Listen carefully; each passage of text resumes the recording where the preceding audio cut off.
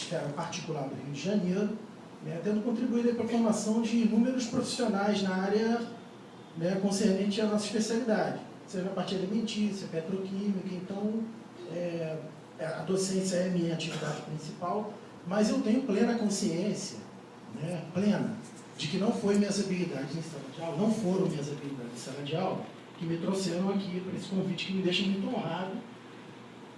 Atividades mais relacionadas na área de cultivo de maconha medicinal no Brasil e ações ligadas aos grupos de defesa dos usuários de maconha, onde nós tentamos fazer inserções, não reforçando o estereótipo do usuário doidão, descompromissado e irresponsável, mas tentamos trazer um perfil novo, uma desconstrução desse mito, através do usuário consciente, em busca de uma redução de danos, que trata-se aí de um direito constitucional, reduzir danos, né, preocupado com a sua saúde individual, na medida em que você planta a sua própria maconha, evitando os problemas que meu companheiro aqui, Vladimir, enumerou. Nós temos aí um ganho na relação com a nossa própria saúde, pela qual zelamos muito, e também, principalmente, com a sociedade em que estamos inseridos, porque é o momento em que a pessoa planta a sua própria erva, ela rompe o vínculo com o tráfico. E eu preparei até alguma coisa para falar aqui, mas eu gostaria de fazer uma simbiose até com todos que falaram lá um pouco aqui, porque, por exemplo, os dramas com as questões das drogas, nós somos totalmente, como eu vou dizer, não vou dizer como nós somos, perdão, me fugiu a palavra, não vou fortalecer o mito do maconheiro sem memória. Mas nós somos sensíveis a isso. Nós somos sensíveis, obrigado. Por que nós somos sensíveis? Porque nós queremos reforçar que a proibição não impede que isso aconteça. A proibição não impede que os usuários adoeçam, que os dependentes cheguem lá nas clínicas. O que nós entendemos é o seguinte. Veja bem, primeiro, eu acho que a importância, creio que todos na mesa, e aí vão concordar, que a importância do usuário, não só o que tem a proposta dos companheiros, mas do usuário que vem trazer uma nova visão do problema, é fundamental em qualquer mesa de debate. Talvez eu esteja sendo presunçoso se eu disser que vai legitimar o debate.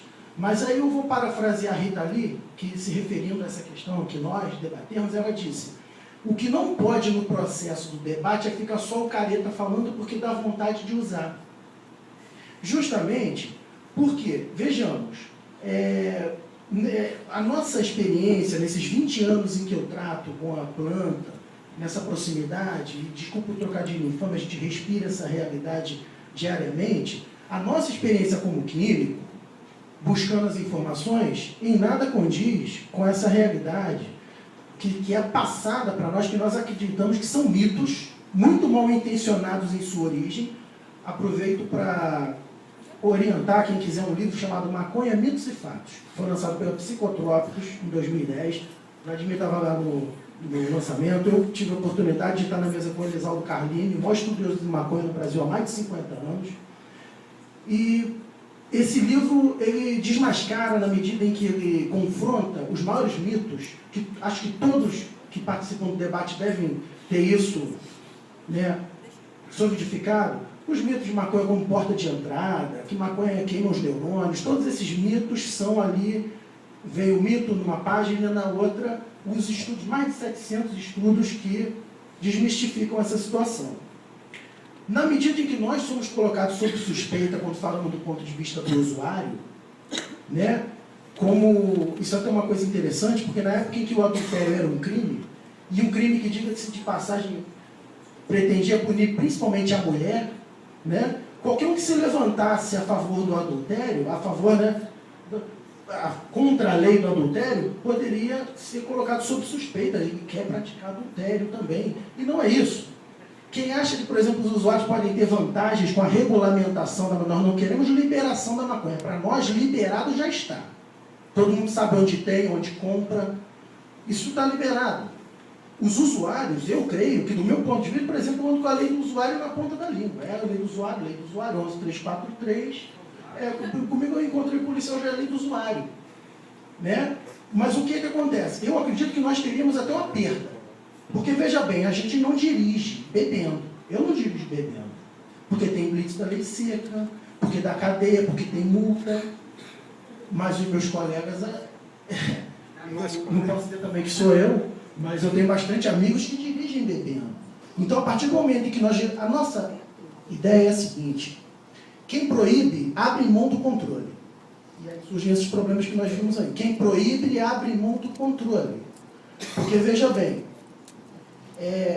a questão é assim: se nós somos colocados sob suspeita de querer advogar em causa própria, como se fôssemos anarquistas, queremos que todos se droguem, queremos que todos...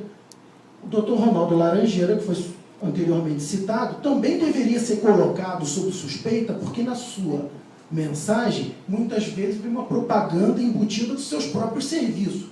Porque, vejamos, professor Fábio, eu acredito que a proibição da maconha no Brasil, não existem argumentos médicos que se sustentem por si só, principalmente num país permissivo com o álcool e o tabaco como o nosso.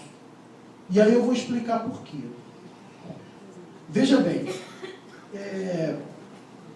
não vou falar de cigarro. Cigarro está estampado ali, Vladimir, está ali na caixinha. Eu tô louco de vontade. Também não vou falar de álcool, recomendo que assistam Polícia 24 horas. Minha mão tá suada por causa disso. 70% dos problemas são desinteligências relacionadas ao álcool. Droga perigosíssima, tira a consciência, enquanto o indivíduo continua agindo, tornando-se um causador de problemas em potencial, causador de danos em potencial.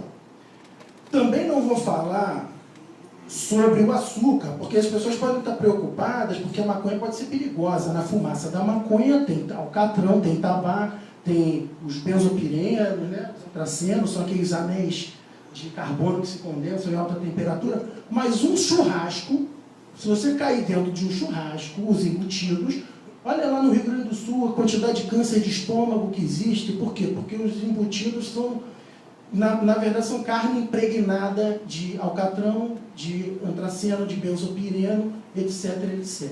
Olha só, a dose letal da maconha é de aproximadamente 8 quilos ingerida. O cara tem que comer 8 quilos de resina. A do açúcar branco são 2 quilos e pouco.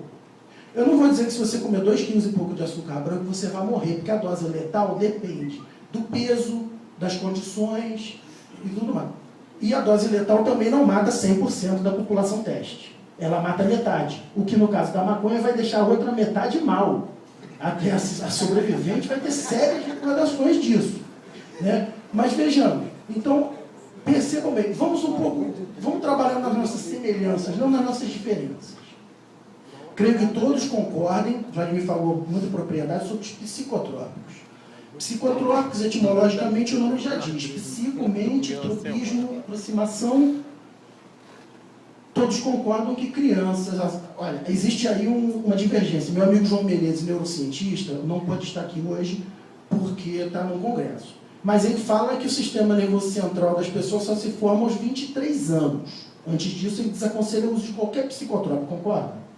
Concorda? 18 anos. Ninguém deve usar psicotrópicos até os 18 anos, porque o sistema nervoso central não está todo formado. Todos concordam? Faz assim, professor doutor. Faz assim. Isso.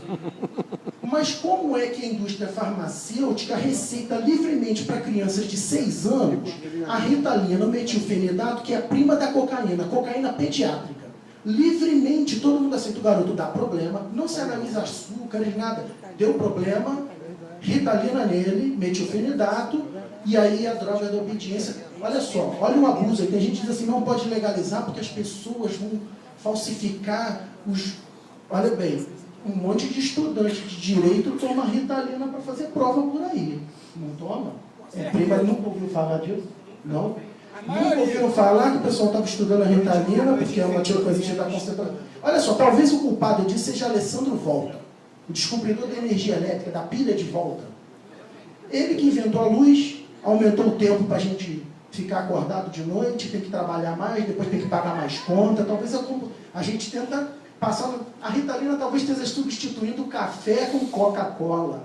Aliás, a Coca-Cola também tinha uma história aí que poderia ter um princípio de cocaína naquela formulação original ali. Também não vamos entrar nesse processo. O tal do agente X, que vem em caminhões fortes, cercado pela polícia, não